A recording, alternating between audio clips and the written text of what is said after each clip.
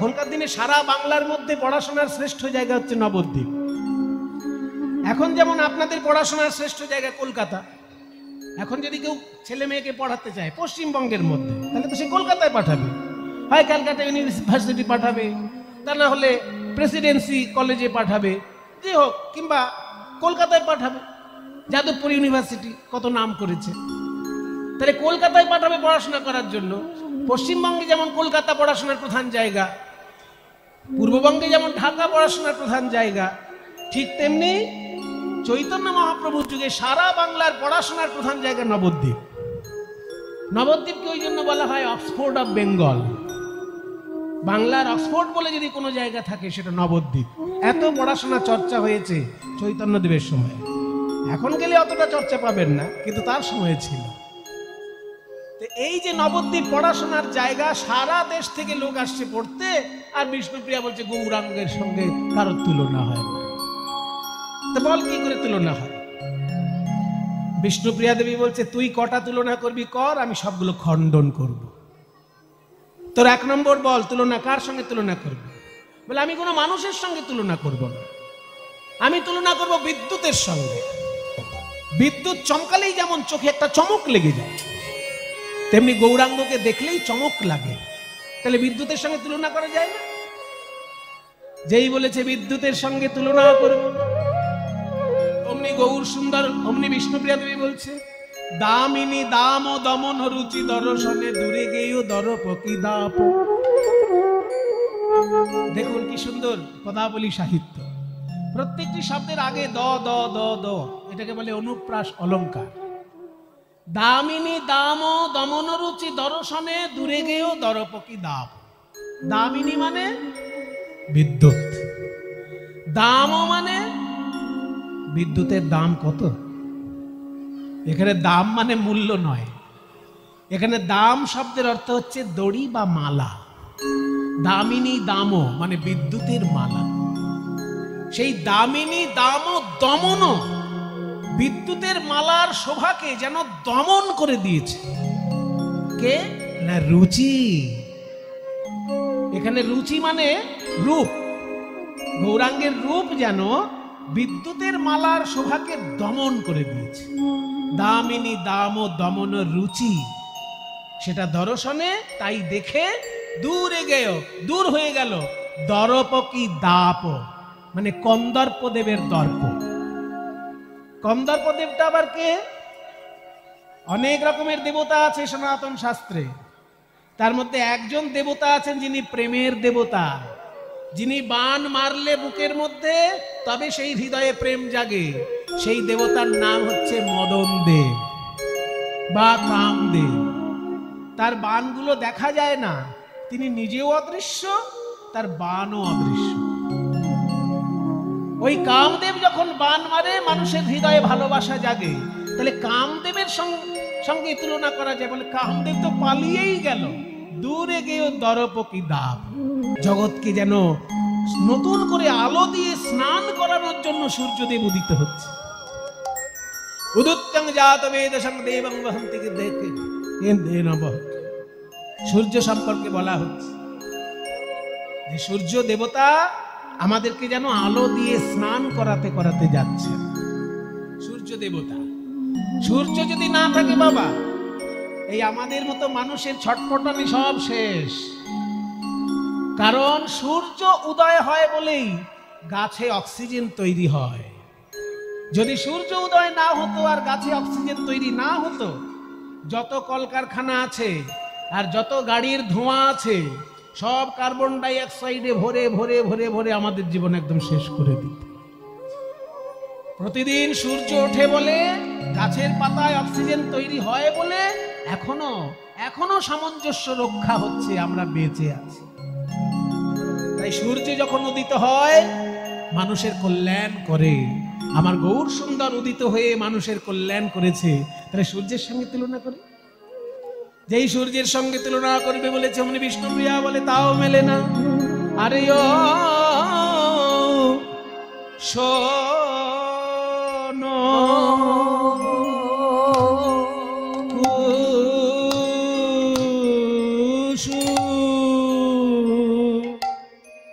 কুসুম তাহে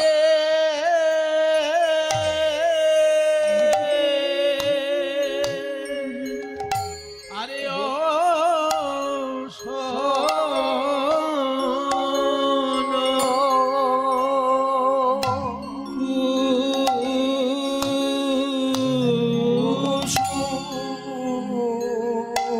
শোন কুসুম তাহে রূপের আগে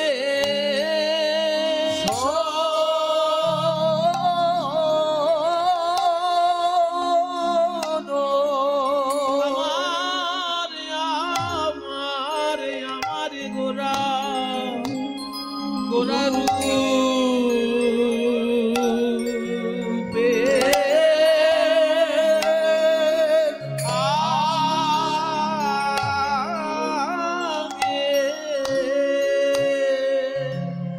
আমি শোন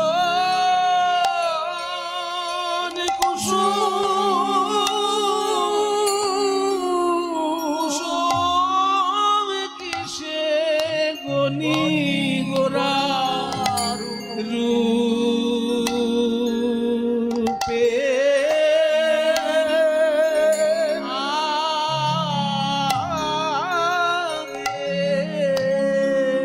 আমি শোন কুসুম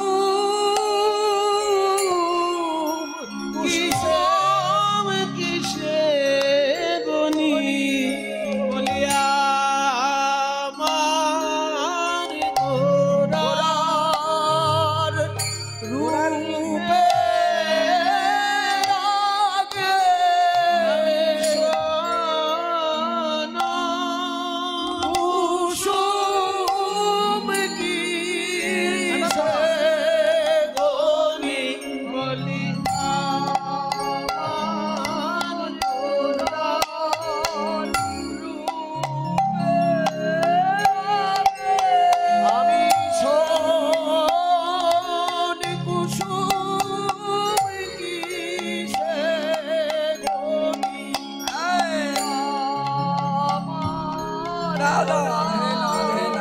রূপের আগে আমি শোন কুসুম কিসে গনি বলিয়া আমার গোরার রূপের আগে আমি শোন কুসুম কিসে গনি এক গুণ আমার গোরার রূপের আগে আমি শোন কুসুম কিসে দুই গুণ আমার গোরার রূপের আগে আমি শোন কুসুম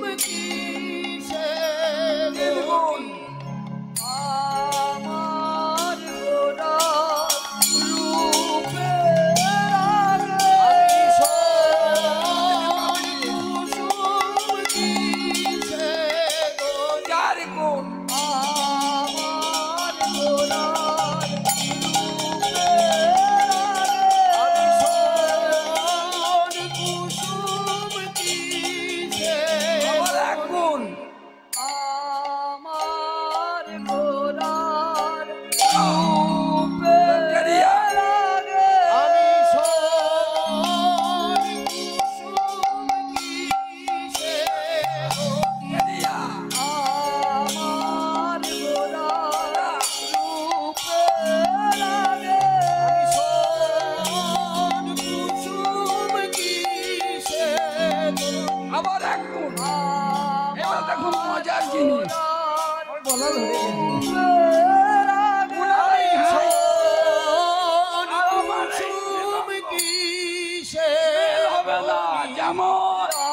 আমার গোরার রূপের আগে আমি শোন কুসুম কিসে গনি আমার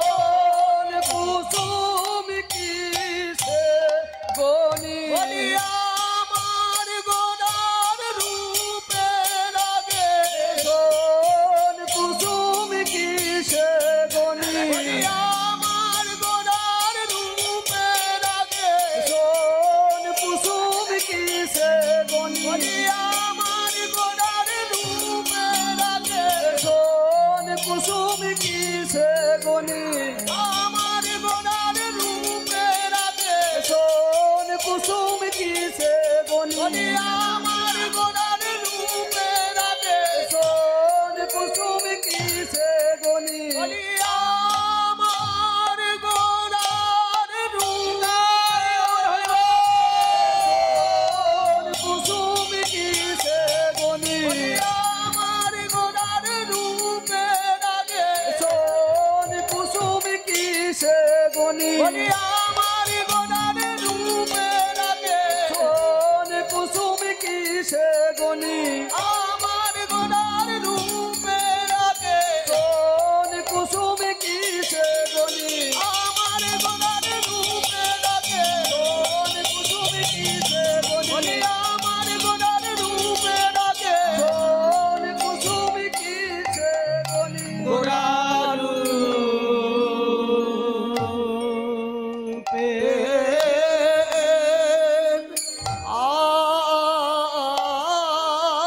আগে আরে ও শোন কুসুম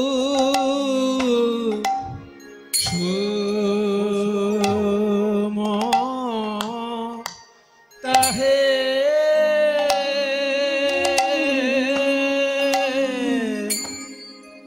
ও কোন কি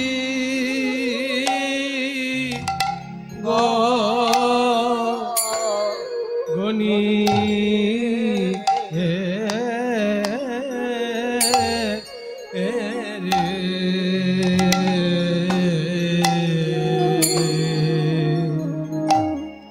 ঠিক আছে, শোন ফুলের সঙ্গে তুলনা করে নিয়ে আগে সূর্যের কথা বলছি, কিন্তু তার আগে আমার খেয়াল হলো যেন শোন ফুলের সঙ্গে তুলনা করা যেতে পারে। শোন ফুল হচ্ছে এমন একটা ফুল যা দেখতে প্রায় গৌরাঙ্গের গায়ের রঙের মতনই রং, তাহলে শোন ফুলের সঙ্গে তুলনা করা যায়? বলছে ফুলের সঙ্গে তুলনা করবি, ফুলের কি কি গুণ আর কি কি দোষ সেগুলো চিন্তা কর। হ্যাঁ, ফুলে মধু থাকে, আমার গৌরাঙ্গের মহাপ্রভুর মুখে যেন একদম মধু ঝরে পড়ছে যখন তিনি হরে কৃষ্ণ নাম প্রচার করছেন, যখন তিনি ভাগবতের শ্লোক ব্যাখ্যা করছেন, যেন একদম মধু ঝরে পড়ছে। তাহলে মধু তো আছেই, ফুলের রং থাকে, হ্যাঁ গৌরাঙ্গেরও রূপ আছে, এগুলো তো গুণ। কিন্তু ফুলের দোষ কি? বলছে ফুলের দোষ হচ্ছে ফুলের মধ্যে পোকা থাকে। আপনি ফুলে ভালো করে গন্ধ শুকতে যাবেন, দেখবেন ভেতর থেকে পোকা বেরিয়ে এসে নাকে কামড়ে দিল। তাহলে ফুলে তো পোকা থাকতে পারে, আবার ভালো ভালো কিছু কিছু ফুলে কাঁটাও থাকে, যেমন পদ্ম ফুল, গোলাপ ফুল, এগুলোতে কাঁটা আছে না?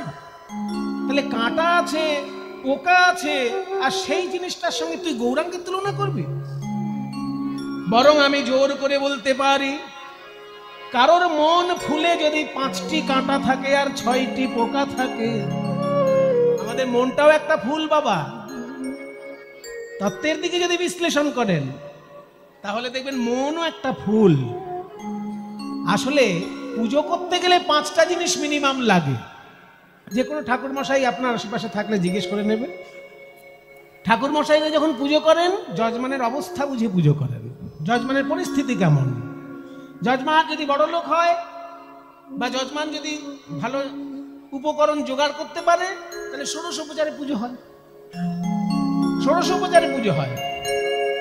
আসনং স্বাগতং পাদ্যমাচমনীয়কম মধুবর্কাচম স্নান বসনাভরণানি চ গন্ধ পুষ্পে ধূপ দীপ নৈবেদ্যং বন্দনং তথা। এই 16টা হচ্ছে উপকরণ। প্রথমে আসন দিতে হয় দেবতাকে।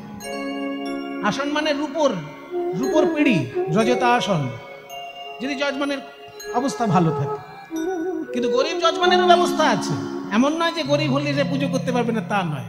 বড় লোকের জন্য বড় লোকের ব্যবস্থা আছে, গরিবের জন্য ব্যবস্থা আছে। যেমন ইন্ডিয়ান রেল সার্ভিসের মধ্যে, রেলে যেমন ওঠেন আপনি এসি, ফার্স্ট ক্লাস এসি নিতে পারেন, ফার্স্ট ক্লাস এসি পেলে পুরো দিকটাই আপনার হয়ে গেল। আর যদি জেনারেল টিকিট কাটেন, আপনি পৌঁছে যাবেন দিল্লি, একটু ঠেলাঠেলি করে, হ্যাঁ, একটু ঠাসাঠাসি করে বসে যেতে হবে। রেলে যেমন ফার্স্ট ক্লাস এসি টিকিটও আছে, আবার জেনারেলও আছে, তেমনি উপাসনা শাস্ত্রে সব রকম ব্যবস্থা আছে। 16টা উপকরণ হচ্ছে কি? প্রথমে আসন, তারপর স্বাগত, আসনম স্বাগতং পাদ্যম, মানে পা ধোয়ার জল, দেবতাজি আসলেন তার পা ধোয়ার জল দেওয়া, আসনম স্বাগতং পাদ্যম। তারপর অর্ঘ্যম, একটা ফুলের, যেমন অতিথি আসলে আমরা একটা ফুলের স্তবক হাতে দিই না, যদি কোনো বড় মন্ত্রী আসে, কোনো বড় নেতা আসে, তখন আপনারা পাড়ার লোক থেকে তাকে একটা ফুলের স্তবক দেন। কোনো গুণী লোক এলো আপনাদের পাড়ায়, তাকে একটা ফুলের স্তবক দেন। সেই রকম দেবতাকে যে অর্ঘ্যটা দেওয়া হয়, রূপ দুর্ব দিয়ে সাজিয়ে একটা অর্ঘ্য দেবতার উদ্দেশ্যে তৈরি করা হয়। তাহলে আসনম স্বাগতং পাদ্যম অর্ঘ্যম। তারপর হচ্ছে আচমনীয়কম, মুখ ধোয়ার জন্য জল দেওয়া হয়। তারপর মধুপর্ক, মধুপর্ক মানে এক বাটি মধু দেবতার উদ্দেশ্যে দেওয়া হয়। যেমন কোনো অতিথি আসলে আগেই তাকে পেট ভর্তি ভাত দেওয়া হয় না, একটা মিষ্টির প্লেট তাকে আগে দেওয়া হয়, সেই রকম দেবতার উদ্দেশ্যে আগে একটা মধুর বাটি দেওয়া হয়, সেটাকে বলে মধুপর্ক। তারপর মধুটা যেহেতু পান করলেন, আবার মুখ ধুতে হবে, সেই আবার মুখ ধোয়ার জন্য যে জলটা দেওয়া হয় তাকে বললে পুনরাচমনীয়োদকম, পুনরাচমনীয়োদক, আবার মুখ ধোয়ার জন্য জল, সেটা উপকরণের মধ্যে পড়ে। তাহলে আসনম স্বাগতং পাদ্যম অর্ঘ্যম আচমনীয়কম মধুপর্ক আচম। এইবার স্নান, স্নানের উপকরণগুলো দিতে হয়। স্নান সব থেকে ভালো হয় দুর্গা পুজোয়, অন্য পুজোয় অতটা বড় করে স্নান দেখা যায় না, কিন্তু দুর্গা পুজোয় খুব স্নানের একটা বড় অংশ থাকে আর কি। তাহলে তারপরে স্নানের জন্য জল দেওয়া হলো, স্নান। তারপর বসনাভরণা, আসনম স্বাগতং পাদ্যম অর্ঘ্যম আচমনীয়কম মধুপর্কাচম স্নান বসনাভরণানিচ। এরপর বস্ত্র দেওয়া হবে, তারপর অলংকার দেওয়া হবে, বস্ত্র তারপর অলংকার, বসনাভরণানিচ। এরপর গন্ধ পুষ্প ধূপ দীপ নৈবেদ্য, এই 5টা, গন্ধ পুষ্প ধূপ দীপ নৈবেদ্য, এই পর্যন্ত 15 নম্বর। তারপরে হাত জোড় করে ক্ষমা চাওয়া, সেটাও একটা উপকরণ, যে আমি যা যা তোমাকে দিতে পারলাম দেবতা, হয়তো আমার ত্রুটি থেকে গেছে, তুমি কিছু মনে করো না, আমার মনের ভক্তি তুমি গ্রহণ করো। শেষে বন্দনা করতে হয়। এই 16টা হচ্ছে উপকরণ পুজো করতে গেলে। যদি কেউ জোগাড় করতে না পারে, তাহলে তার জন্য মিনিমাম 5টা থাকবে। সেই মিনিমাম 5টা হচ্ছে পঞ্চ উপকরণ, বলে না পঞ্চপ্রকার পুজো। এই পঞ্চ উপকরণের হলো গন্ধ পুষ্প ধূপ দীপ নৈবেদ্য। গন্ধ মানে অগুরু চন্দন মিশ্রিত কর্পূর, অগুরু চন্দন কর্পূর মিশ্রিত একটি রূপ গন্ধ। পুষ্প, তারপর ফুল, ধূপ, দীপ মানে প্রদীপ, এবং নৈবেদ্য মানে প্রসাদ। এই 5টা জিনিস দেবতাকে দিতেই হবে মিনিমাম পুজো। আর মনে করুন আপনি ট্রেনে যাচ্ছেন 3 দিন ধরে, অথচ আপনার হঠাৎ ঠাকুরকে পুজো করার ইচ্ছা হলো, তখন এই 5টা জিনিস কোথায় পাবেন? তখন যদি 5টা না পাওয়া যায়, একটা ফুল জোগাড় করতে পারলেই পুজো হবে। কারণ ফুলের মধ্যে একসঙ্গে 3টে জিনিস পাওয়া যাচ্ছে, ফুলে গন্ধ আছে, ফুল নিজেই পুষ্প, আবার ফুলে মধু আছে, তখন সেটাই নৈবেদ্যের কাজ হবে। কিন্তু ট্রেনে আপনি যে 3 দিন ধরে যাবেন, সেখানে ফুলও তো পাবেন না। তখন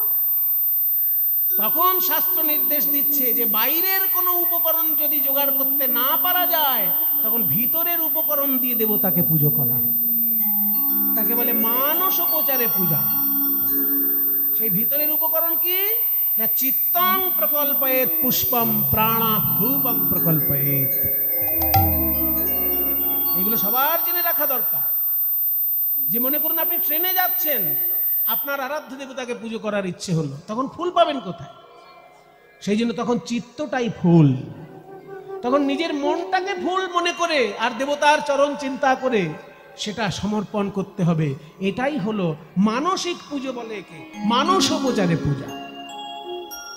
তাহলে মনকে ফুল করে যখন দেবতাকে তুমি পুজো করবে, এই মন ফুল করতে গেলে মনের মধ্যে কি কি পোকামাকড় আছে সেগুলো জানা দরকার। তুমি একটা ফুল ভগবানকে দেবে, তাতে পোকা কিলবিল করছে, সেই ফুল তো দিতে পারবে না।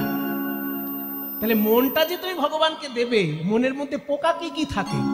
আছে 5টি কাঁটা 6টি পোকা। আছে 5টি কাঁটা 6টি পোকা। 5টি কাঁটা গো, আছে 5টি কাঁটা 6টি পোকা। 5টি কাঁটা 6টি পোকা, 5টি কাঁটা গো। আছে 5টি কাঁটা 6টি পোকা। 5টি কাঁটা গো, 5টি কাঁটা 6টি পোকা। 5টি কাঁটা 6টি পোকা। 5টি কাঁটা আর 6টি পোকা আছে মন ফুলের মধ্যে। মন ফুলেতে যায় গো দেখা 5টি কাঁটা 6টি পোকা। মন ফুলেতে যায় গো দেখা 5টি কাঁটা 6টি পোকা। এই মন রূপী ফুলের মধ্যে 5টি কাঁটা আছে, 6টি পোকা আছে। বাবা সাবধান। কিছু কিছু লোক ভাবছে কীর্তনিয়ার কাছে কীর্তন শুনে আমাদের লাভ হলো, প্রতিদিন ঠাকুরের জন্য একটু ফুল কিনতাম, এবার ফুলটা কেনা বন্ধ করে দেবো, ওই পয়সা ব্যাংকে জমিয়ে দেবো, কারণ মন ফুলে পুজো হয়ে যাবে। তো এই ধান্দাবাজি যদি কেউ করেছো বাবা, তাহলে কিন্তু অধঃপতনের শেষ। কারণ তোমার মনটা এখনো পরিষ্কার নয়, এই কথা শুনে বোঝা যাচ্ছে। মনটা যদি পরিষ্কার হতো তাহলে এই পোকামাকড় গুলো মনের মধ্যে থাকতো না। মনের মধ্যে পোকা কয়টি? 6টি। কি কি? কাম, ক্রোধ, লোভ, মোহ, মদ, মাৎসর্য। এই কাম, ক্রোধ, লোভ, মোহ, মদ, মাৎসর্য পোকা যদি মনের মধ্যে কিলবিল করে, সেই মনটা ঠাকুরকে দেওয়া যাবে? আর 5টি কাঁটা হচ্ছে 5 রকমের অহংকার। জাতি, বিদ্যা, মহত্তঞ্চ, রূপ, যৌবনমেব চ যত্নেন পরিবর্জয়েৎ ভক্তেস্তু পঞ্চকণ্টকাঃ। শাস্ত্র বলছে ভক্তি জগতে 5টি কাঁটা মন থেকে সরিয়ে দেবে। কি কি? 5 রকমের অহংকার। প্রথমে জাতির অহংকার, আমি ব্রাহ্মণ। এই অহংকার যদি নিয়ে তুমি পুজো করতে বসো, তাহলে কিন্তু তোমার প্রথমেই পুজো ঠাকুর গ্রহণ করলেন না। তুমি যদি ব্রাহ্মণ হও সেটা তোমার সৌভাগ্য, কিন্তু সেটা নিয়ে তুমি অহংকার করলেই তোমারও কিন্তু ঠিক ঠিক পুণ্য লাভ হবে না পুজো করে। তুমি যদি ব্রাহ্মণ হও ভালো কথা, তুমি বাবার কাছ থেকে সংস্কার পেয়েছো, তোমার বাবা ঠাকুর দাদার কাছ থেকে সংস্কার পেয়েছে, তিনি তার বাবার কাছ থেকে পূর্বপুরুষানুক্রমে তুমি সংস্কারটা পেয়েছো। কিন্তু তাই বলে তুমি যদি অহংকার করে পুজো করতে বসো, তাহলে কিন্তু প্রথমেই পুজোটা একদম ওই 1 ঘটি দুধে গোচনা পড়ে গেল। তাই জাতির অহংকার ত্যাগ করতে হবে পুজো করতে গেলে। বিদ্যার অহংকার, আমি এত বড় পণ্ডিত, এইটা ভেবে নিয়ে যদি কেউ পুজো করতে বসে, তাহলে পুজোতে তার ভক্তি উদয় হবে না, শুধু মন্ত্র পাঠ হবে। তাই বিদ্যার অহংকার থাকা চলবে না। জাতি বিদ্যা, তারপর মহত্ব, আমি খুব বড় মানুষ, লোকে আমায় খুব মানে, এইটা যদি ভেবে তুমি পুজো করতে বসো, তাহলে তোমার ভক্তি উদয় হবে না। মহত্বের অহংকার ত্যাগ করতে হবে। জাতি বিদ্যা মহত্ব। তারপর রূপ, আমি দেখতে খুব সুন্দর, আমি পুজোর সময় বসলে সবাই আমার দিকে তাকিয়ে থাকে, এই ভেবে যদি পুজো করতে বসো, তাহলে তোমার পুজো গ্রহণ করবে না ঠাকুর। রূপের অহংকার। তারপর হচ্ছে যৌবনের অহংকার, আমি কি বুড়ো হাবড়াদের মতন উল্টো পাল্টা করবো, আমি যা করবো একদম ঠিকঠাক করবো। এই যে বুড়ো হাবড়া ভেবে তুমি নিজেকে যে বুড়োদের থেকে শ্রেষ্ঠ মনে করছো, এটা হচ্ছে যৌবনের অহংকার। এই 5 রকমের অহংকার ত্যাগ না করলে তোমার মন ফুল ঠাকুরের সেবায় লাগলো না। তাই 5টি কাঁটা 6টি পোকা। আছে 5টি কাঁটা 6টি পোকা। এই মন ফুলেতে যায় গো দেখা 5টি কাঁটা 6টি পোকা। এই মন ফুলেতে যায় গো দেখা 5টি কাঁটা 6টি পোকা। 5টি কাঁটা 6টি পোকা তোমার মন ফুলে, আর এই মন তুমি ঠাকুরকে দেবে কি করে? দিতে পারবে না। ওই জন্য কৃষ্ণ লীলা শোনার আগে গৌরাঙ্গ মহাপ্রভুর কথা শুনতে হয়। যদি কোনো ভক্ত হা গৌর প্রাণ গৌর বলে কাঁদতে পারে, তাহলে তার মন ফুল থেকে ওই 5টি কাঁটা 6টি পোকা সব দূর হয়ে যায়। হা গৌর প্রাণ গৌর বলে কাঁদতে পারলে মন ফুল থেকে কাঁটা পোকা দূর হয়ে যায়। আর সেই গৌরাঙ্গের সঙ্গে তুই ফুলের তুলনা করছিস, তাই শোন ফুল ও বাতিল। ওই যে বলছিলি সূর্য উদয় হয়ে যেমন সকলকে আলো দেয়, তেমনি গৌর সুন্দর জ্ঞানের আলো দেয়। কিন্তু সূর্য কি শুধু আলো দেয়? আলোর সঙ্গে তাপও দেয়, ভয়ঙ্কর তাপ সূর্যের। তাহলে সেই তাপ দেয় সূর্য, আর গৌর সুন্দরকে চিন্তা করলেই তাপ দূর হয়ে যায়। কি করে তুই সূর্যের সঙ্গে তুলনা করবি? প্রাতঃ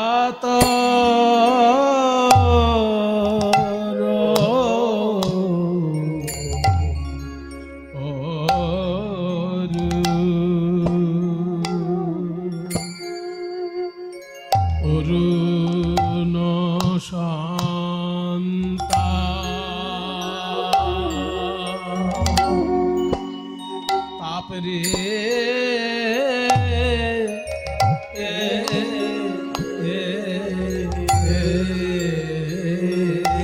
ও প্রাত বলিও নিও তাপ যে তাপ আছে রে, কিন্তু আমার গৌর এই যে কোটি চন্দ্র সুশীতল বলিয়া আমার গোরার চরণ কমল যে কোটি চন্দ্র সুশীতল তল বলি আমার গোরার চরণ কমল কোটি চন্দ্র সুশীতল বলি আমার গোরার চরণ কমল কোটি চন্দ্র সুশীতল আমার গোরার চরণ কমল কোটি চন্দ্র সুশীতল বলি আমার গোরার চরণ কমল কোটি চন্দ্র সুশীতল একবার শরণ নিলে প্রাণ হয় শীতল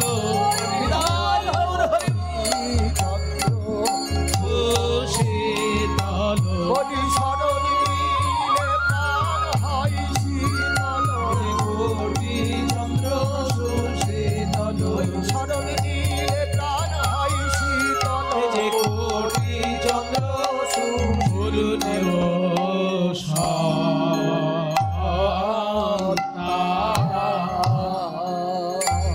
তাপ আছে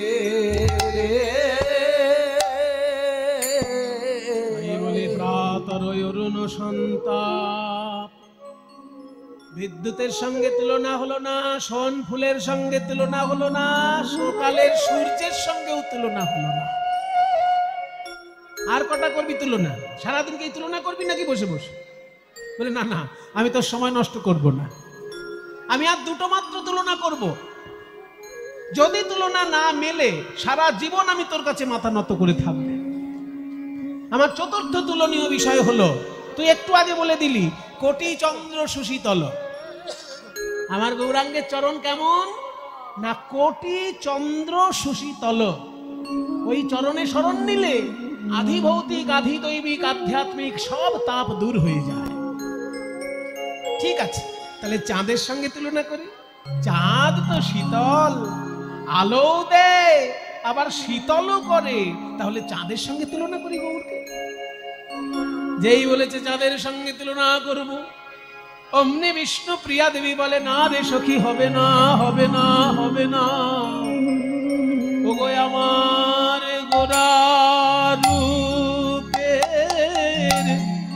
গোরা রূপের, গৌরাঙ্গ রূপে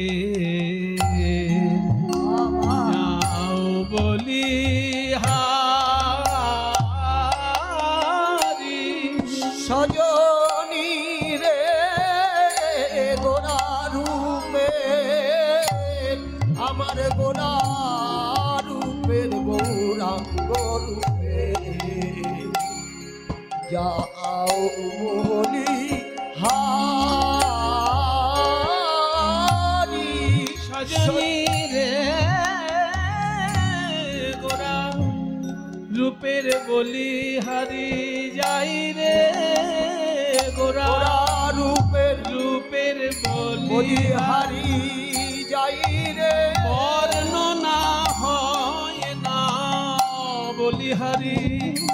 যাই রে বর্ণনা হয় না বলিহারি যাই রে বর্ণনা হয় না আমার গোরা রূপে বর্ণনা হয় না গোরা রূপে বর্ণনা হয় আমার গোরা রূপে বর্ণনা হয় আমার গোরা রূপে বর্ণনা হয় না গোরা রূপে বর্ণনা হয় না গোরা রূপে বর্ণনা হয় না গোরা রূপে বর্ণনা হয় না গোরা রূপে বর্ণনা হয় না গোরা রূপে বর্ণনা হয় না গোরা রূপে বর্ণনা হয় না গোরা রূপে বর্ণনা হয় না গোরা রূপে বর্ণনা হয় না গোরা রূপে বর্ণনা হয় না বলিহারি যাই রে গোরা রূপে গোরা রূপের গৌরাঙ্গ রূপে যাও বলি হারি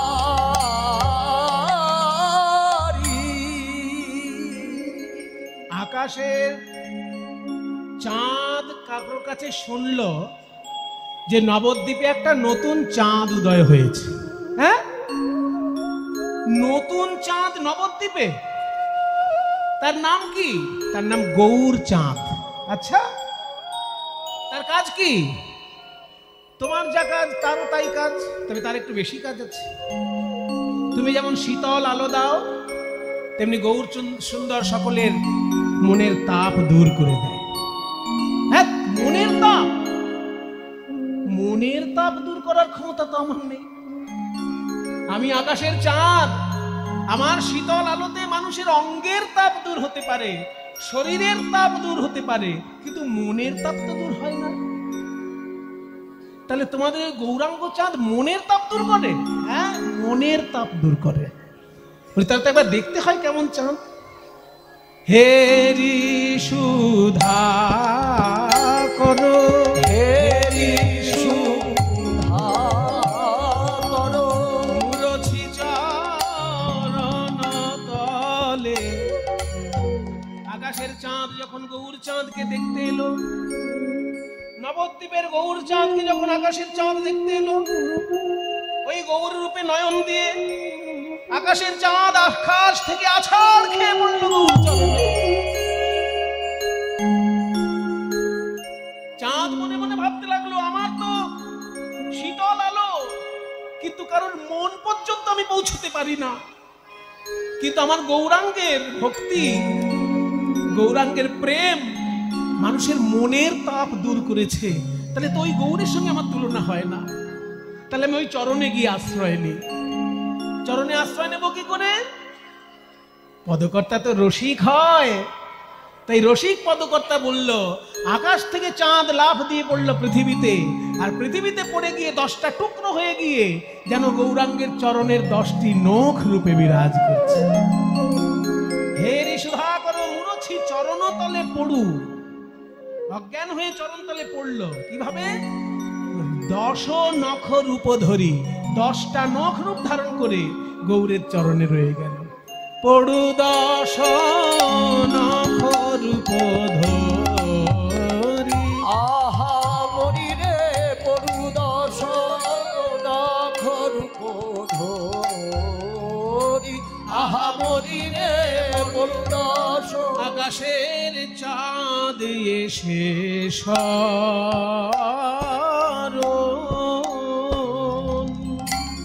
চরণে শরণ নিল রে পড়ু 10 চাঁদ এসে শরণ।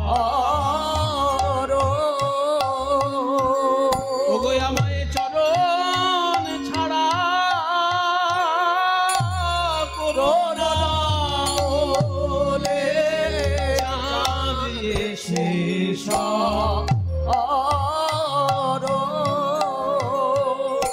আমায় চরণ ছাড়া করো না বলে কৃপা করে যদি শরণ দিলে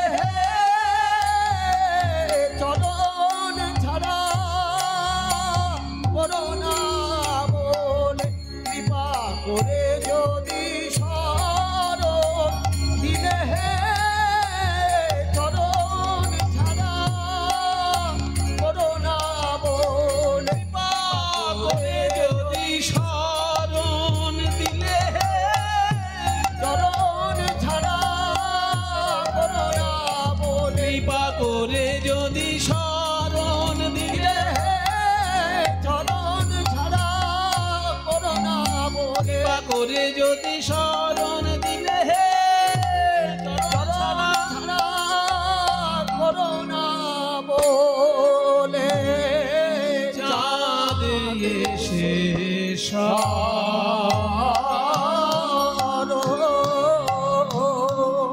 শরণ নিল রে পরুরাস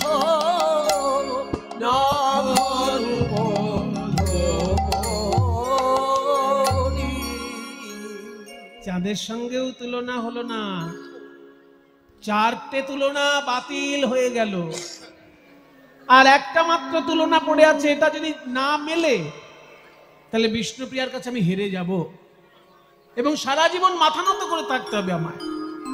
বিষ্ণুপ্রিয়া বল সখী, আমার পঞ্চম এবং শেষ তুলনীয় বিষয় হচ্ছে একটা দামি ধাতু সবাই খুব ভালোবাসে, বিশেষ করে মেয়েদের যখন বিয়ে হয় তখন মেয়ের বাবার খুব চিন্তা হয়ে যায় যে ওই দামি ধাতুটা আমি কিনবো কি করে, তাই না? সোনা সোনা সোনাকে কে না ভালোবাসে? তাহলে সোনার সঙ্গে গৌকে তুলনা করে দিই। হ্যাঁ, উনি আবার বলছেন এখন ৮০,০০০ ছুঁই ছুঁই সোনা, তাহলে 10 গ্রামে ৮০,০০০-এর কাছাকাছি পৌঁছে গেছে। তাহলে সোনার সঙ্গে তুলনা করা যায়, কারণ গৌরসুন্দরকে দেখতে যেমন সোনার মতো উজ্জ্বল, তারপরে সোনার লোকে অলংকার করে, গৌরাঙ্গকেও লোকে অলংকার করে, ভক্ত যারা তারা গৌরকে অলংকার করে ধারণ করে। তাহলে সোনার সঙ্গে তুলনা করি। যেই না সোনার সঙ্গে তুলনা করবে বলেছে, অমনি সোনার সঙ্গে তুলনা করা যায় না বলে বিষ্ণুপ্রিয়া বলে, ওগো সখী সুবরণ বরণ সুবরণ বরণ হেরি নিজ সুবরণ সুবরণ বরণ হেরি নিজ কুবরণ।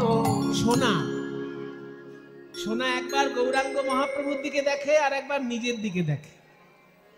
লোকে বলে আমার সঙ্গে নাকি গৌরাঙ্গের তুলনা হয়। আমি সারা জীবন লোকের অলংকার হয়ে থাকছি, আর গৌরাঙ্গ তো সেদিন জন্মগ্রহণ করল। তাই সোনা যখন গৌরকে দেখতে এলো, একবার গৌরাঙ্গের দিকে দেখে আর একবার নিজের দিকে দেখে, আর নিজের প্রতি ঘৃণা জন্মাচ্ছে।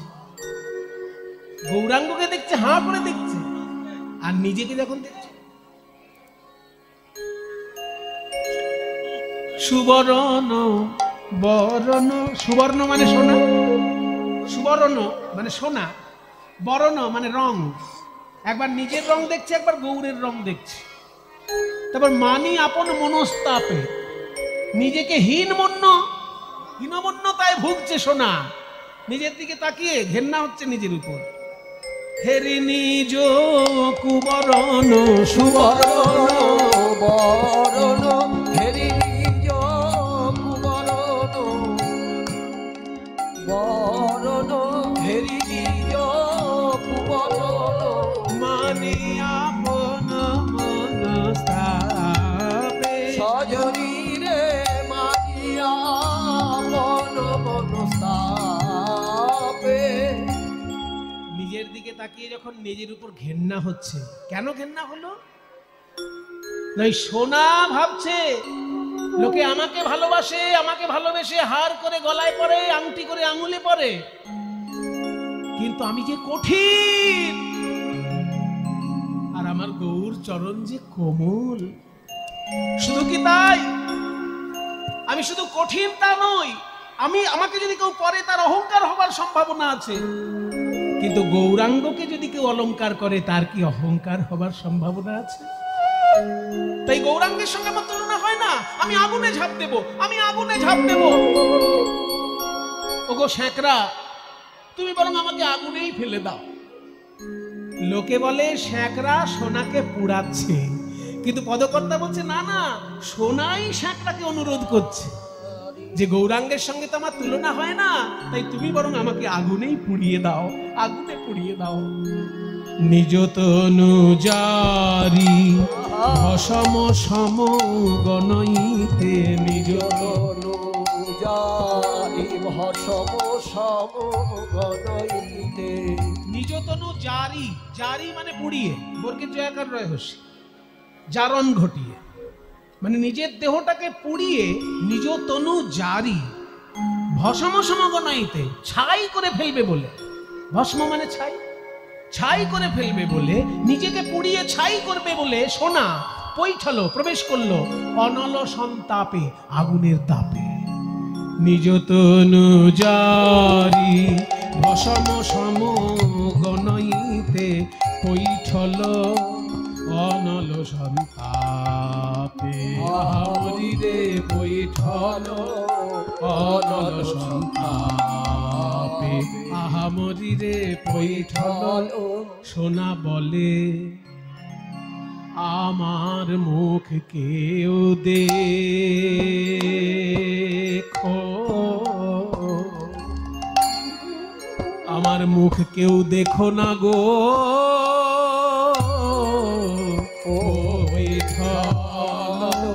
বলে আমার মুখ কেউ দেখো, কেউ দেখো না গো,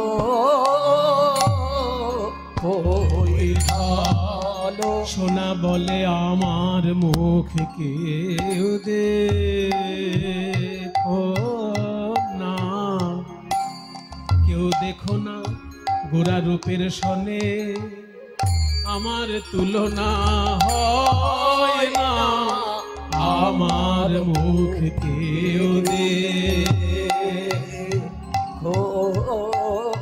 আমার মুখ কেউ দেখো না, কেন জানো গোরা রূপের সনে আমার তুলনা হয় না, তাই আমি আগুনেতে ঝাঁপ দিলাম গো, গোরা রূপের সনে আমার তুলনা হয় না, আগুনেতে ঝাঁপ দিলাম গো, তুলনা হয় না, আগুনেতে সনে তুলনা হয় না, আগুনেতে ঝাঁপ দিলাম গো, তুলনা হয় না, আগুনেতে ঝাঁপ দিলাম গো, রূপের সনে আমার তুলনা হয় না, তাই আমার মুখ কেউ দেখো, কেউ দেখো না গো, পৈঠল অনল সোনার সঙ্গেও তুলনা হলো না, কারণ সোনা পড়লে অহংকার হতে পারে, সোনা পড়লে ব্যথাও লাগতে পারে। এই যে আংটিগুলোর মাথা যদি খোঁচা বেরিয়ে থাকে তো কারো গায়ে লেগে যেতে পারে না, লাগে না? কানের দুল যে মায়েরা পরে, বেশি ভারী কানের দুল হলে কান কেটে যায় না? বেশি ভারী কানের দুল যদি কারোর পরা অভ্যাস থাকে দেখবেন কান কেটে যায়, কিন্তু গৌরাঙ্গকে হৃদয়ে ধারণ করলে কারোর কি হৃদয় কেটে যায়? বরং সংসারের ঘাত প্রতিঘাতে যদি হৃদয়টা ভেঙে চুরে চৌচির হয়ে থাকে, ওই গৌরাঙ্গকে স্মরণ করলে তার ভাঙা হৃদয় জুড়ে যায়। আর একটা কথা, সোনার গয়না পরে রাস্তাঘাটে ঘাটে হাঁটলে অনেক সময় ভয় লাগে, কেউ কেড়ে নেবে না তো, চুরি ছিনতাই হবে না তো। কিন্তু গৌরাঙ্গকে যারা হৃদয়ে ধারণ করে ঘোরে, তারা বুক ফুলিয়ে রাস্তায় হাঁটে আর বলে কি জানো, আমি গৌর রতন করে যতন রাখবো হিয়ার মাঝে, গৌর ভূষণ করব ধারণ, আমার যেখানে যেমন সাজে, গৌর রতন করে যত রাখবো হিয়ার মাঝে,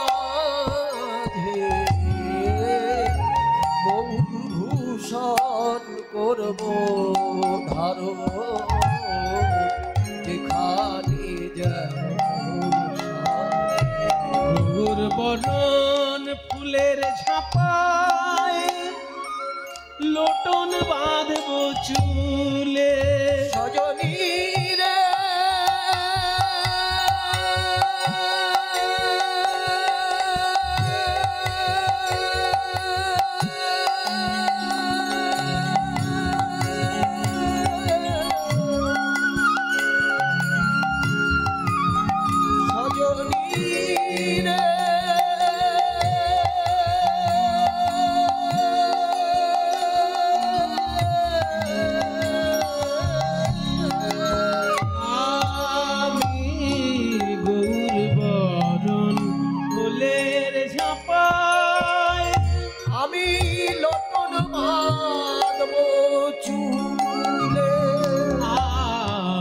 রে গৌর বলে গৌরব করে একদিন পথে যাব চলে আমি গৌর বলে গৌরব করে পথে যাব সেদিন আমি কারো মানা মানব না গো আমি কারো মানা মানব না গো যেদিন গৌর বলে চলে যাব আমি কারো মানা মানব না গো যেদিন গৌর বলে চলে যাব সেদিন কারো মানা মানব না গো যেদিন গৌর বলে চলে যাব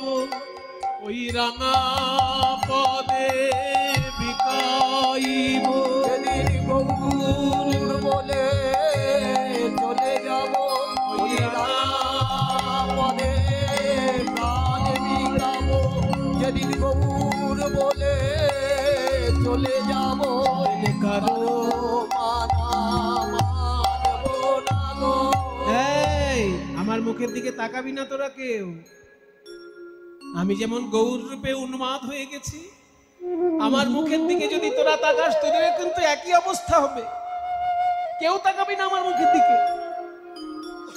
কাঞ্চনা সখী আমার দিকে যেন তাকাবি না তাহলে আমার মতো অবস্থা হবে কিন্তু অমন করে দেখছো কি সই গোরা রূপে আমার সকলই গেল ভেসে সজনী রে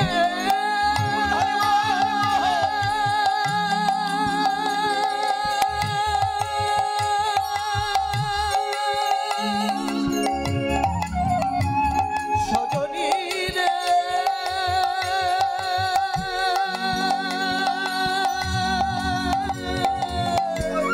গৌর রূপে আমার সকলই গেল ভেসে আমার সকলই গেল ভেসে দাস লোচন বলে কুতূহলে দেখবো বসে বসে দাস লোচন বলে কুতূহলে দেখব বসে বসে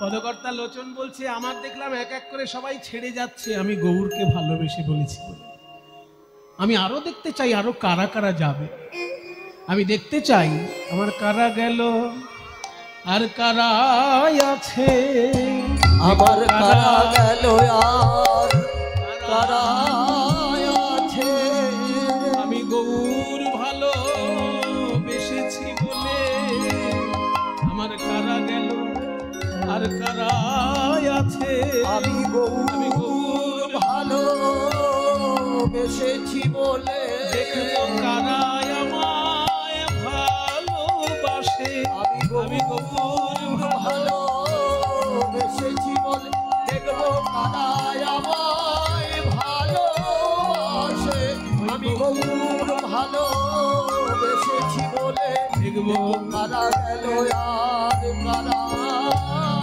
আছে আমার বিষ্ণুপ্রিয়ার কাছে হাত জোড় করেছে। আমার ঘাট হয়েছে বাবা তোর গৌরের সঙ্গে তুলনা করতে গিয়ে। 5খানা উপকরণ দিলাম, একটাও তুলনায় মিলল না। 5টা তুলনা যদি না মেলে 5000 তুলনা করলেও মিলবে না। কাজে আমি আর সময় বাড়াতে চাই না। তোর কাছে আমি ক্ষমা চাইছি বিষ্ণুপ্রিয়া, আমি আর কোনোদিন তুলনা করব না গৌরের রূপ নিয়ে। কিন্তু একটা কথা তুই আমায় বল, কেন কোনো জিনিসের সঙ্গে গৌরের তুলনা করা যাচ্ছে না? কিছু না কিছু একটা খুঁত বেরিয়ে যাচ্ছে। পদকর্তা বলছেন কেন তুলনা করা যাচ্ছে না জানো? তুমি যে উপকরণগুলো দেখাচ্ছ তুলনা করতে গিয়ে, সেগুলো সব বিধাতার তৈরি, আর আমার গৌর রূপ তো বিধাতার তৈরি নয়। ওই যে বললাম মায়া আর মায়ার ঊর্ধ্বে। তুমি যেগুলো দেখাচ্ছ ওগুলো তো মায়াইক জগতের জিনিস, বিধাতা তৈরি করেছে ওইগুলো। আর গৌরাঙ্গের সমতুল্য বা গৌরাঙ্গের থেকে অধিক জ্ঞান সে তো বিধাতারও নেই, সে আর একটা গৌর তৈরি করবে কি করে?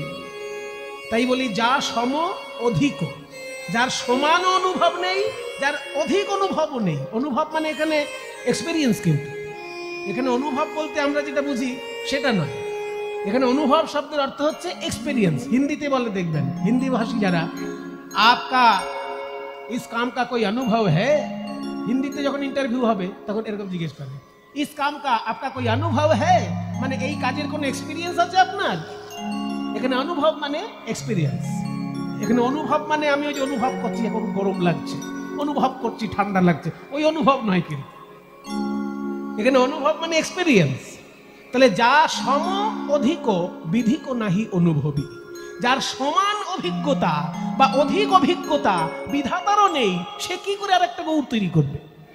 যা সম অধিক বিধিক নাহি অনুভবী, যা সম অধিক বিধিক নাহি অনুভবী, তুলনা দিবার নাহি ঠোর। আহামরি রে তুলনা দিবার নাহি ঠোর, আহামরি রে তুলনা দিবার নাহি ঠোর। তুলনা করার কোনো উপায় নেই, কারণ বিধাতার ঘটে অত অনুভব নেই যতটা গৌরের আছে। তুলনা দিবার নাহি ঠোর, আহামরি রে জগদানন্দ কহুত বহু তুলনা বহু। জগদানন্দ বহু বহু তুলনা বহু। এত সুন্দর পদটি যিনি রচনা করেছেন তার নাম জগদানন্দ ঠাকুর।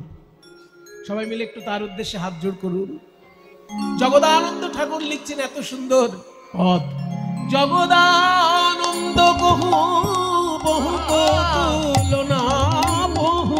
জগদানন্দ বহু বহু তুলনা বহু। যে নিরুপম গৌর কিশোর, আহামরি রে নিরুপম তুলনা হয় না নিরুপম, তুলনা হয় না নিরুপম গৌর কিশোর রে। চলো একবার বৃন্দাবনে যাই, একটা হিন্দি ভজন গাইতে গাইতে যাই। চলো মন গঙ্গা যমুনা তীর, যমুনা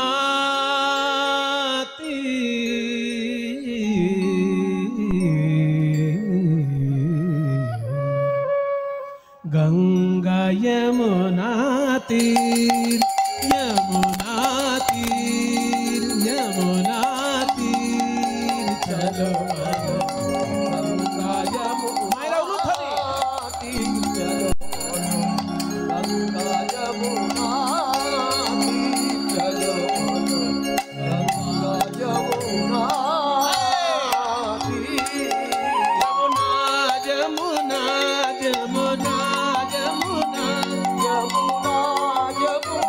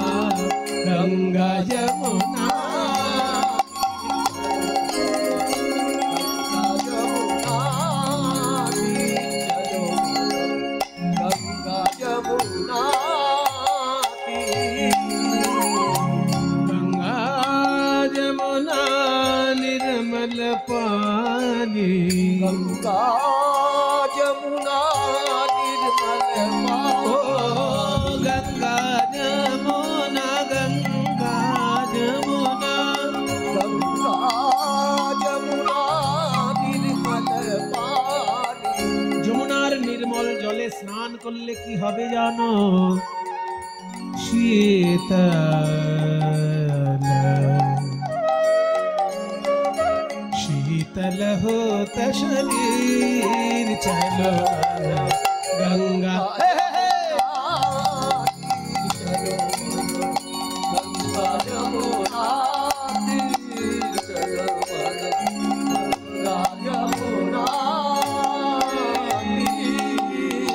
जमुना के किनारे पे जाके हम क्या देखेंगे? हम कुछ नहीं जानता है, हम कुछ नहीं जानता है, आप बताइए। हम যখন হবে তখন তা হবে না, জানতা হয় হবে না, हम कुछ नहीं जानते हैं। एक और करो, बोलो ना भाई। हम कुछ नहीं जानते हैं। ओ जमुना के किनारे में जाके हम क्या देखेंगे? देखेंगे बंसी बजावत नाचत कान्हा। बंसी बजावत नाचत कान्हा।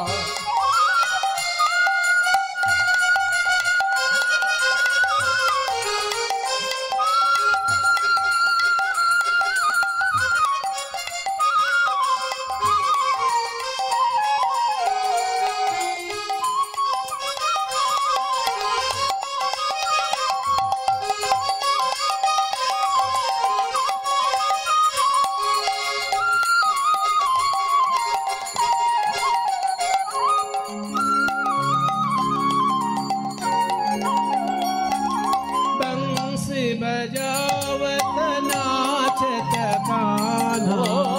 बंसी बजावत नाचत कान्हा। বাঁশি বাজাচ্ছেন আর নাচছেন শ্রী গোবিন্দ। বংশী বাজাওয়াত নাচত কাन्हा। সঙ্গে কে আছেন? বলরাম আছেন। সঙ্গ লিয়ে বলবীর চলো মন গঙ্গা যমুনা কি চলো মন। गंगा यमुना की चलो, गंगा यमुना की चलो, गंगा यमुना की। जो भगवान बांसुरी बजा रहे हैं वे देखने में कैसे है? क्या बताएं? ওই দেখুন মোর মুকুট পীতাম্বর শোহে। মুকুট পীতাম্বর শোভে। মাথায় ময়ূরের পালক অঙ্গে পীতাম্বর। মোর মুকুট পীতাম্বর শোহে। মোর মুকুট পীতাম্বর শোভে। আর কানে রয়েছে হীরের কুণ্ডল। কুণ্ডল ঝলকত হীর চলো মন। गंगा यमुना तीर चलो बोलो, गंगा यमुना तीर चलो बोलो। যমুনা তীর যমুনা তীর যমুনা তীর। এই যে ভগবান সুন্দরভাবে নাচছেন, এত সুন্দর ভজনটি লিখলেন কে? যিনি রাজস্থানের রাজকন্যা শ্রীকৃষ্ণকে ভালোবেসে সব কিছু ত্যাগ করে পথে নেমেছিলেন, সেই মীরাবাই। मीरा के प्रभु गिरधर नागर। मीरा के प्रभु गिरधर नागर। ओ मीरा के मीरा के मीरा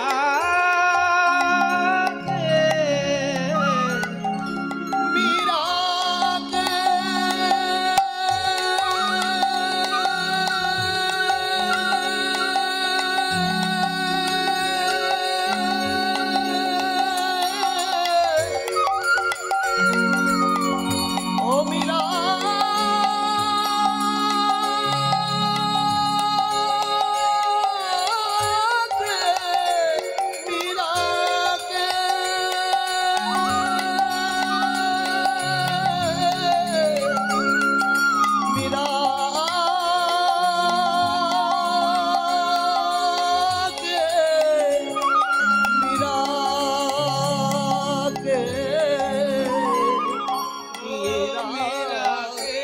प्रभु गिरधर ओ नागर मीरा के प्रभु गिरिधर नागर गिरिधर नागर गिरिधर नागर गिरिधर नागर गिरिधर नागर मीरा के प्रभु गिरिधर नागर चरण कमल उनके चरण कमल पर शीर चलो मन गंगा जमुना तीर चलो मन गंगा यमुना तीर यमुना तीर यमुना तीर यमुना यमुना तीर यमुना तीर यमुना यमुना तीर यमुना तीर यमुना तीर